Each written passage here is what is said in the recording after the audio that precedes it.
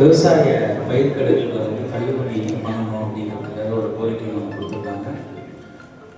கண்டிப்பாக இது வந்து ஒரு அரசாங்கத்தினுடைய பாலிசி டிசிஷன் மேக்கிங்.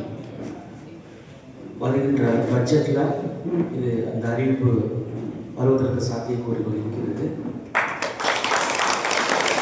ஆகையால் இந்த விவசாய பயிர்க்கடன் தள்ளுபடி என்கிற இந்த கோரிக்கையை துறை சார்ந்த அமைச்சர் மரியாதைக்குரிய மாண்புமிகு திரு வினோத் அவர்களுக்கு நான் இன்னும் ஒரு 2 அல்லது 3 தினங்களில் நான் நேரிலே சமர்ப்பிக்கின்றேன்.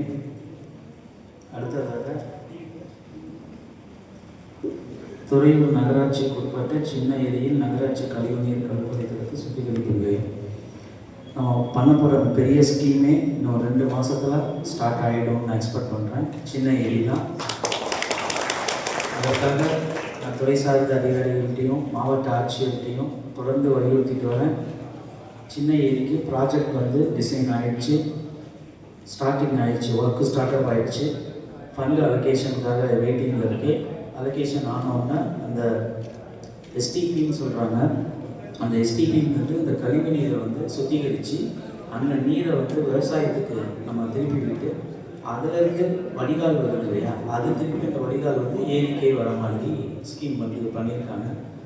பத்தாவதுக்கு அதில் போட் ஃபெசிலிட்டி, சுற்றிலும் பார்க்கு, இந்த மாதிரிலாம் அந்த ஒர்க்கு ஸ்டார்ட் ஆகிடுச்சு. அதே மாதிரி பச்சைமலைக்கான ப்ரொபோஷல் 4 இந்த வன்னாடு, கோமநாடு, தென்புற நாடு, இந்த மாதிரி அந்த 4 நாடுகளை ஒன்றிணைச்சு ஒரு ஒன்றியமாக அறிவித்து அங்கே செல்ஃபோன் டவர்களை கொண்டு வந்து ஆங்கில வழி கல்விகளை அங்கே வந்து நம்ம அரசு கல்வியோட ஆங்கில வழி கல்வியையும் அங்கே நிறுவி தேசியமயமாக்கப்பட்ட ஒரு வங்கியை ஏற்படுத்தி ஏடிஎம் ஃபெசிலிட்டியோடு அங்கே இருக்கக்கூடிய அந்த வியூ பாயிண்ட்னு ஒன்று இருக்குது, அதுக்கு அதிக அளவு ஃபோக்கஸ் கொடுத்து இருவழிப்பாதையாக அதை மாற்றி ரோப்கார் ஃபெசிலிட்டியோட நான் இந்த 5 ஆண்டுகள் சட்டமன்ற உறுப்பினராக இருப்பதற்குள் முடித்து விடுவேன் என்று இந்த நேரத்தில் உங்களுக்கு நான்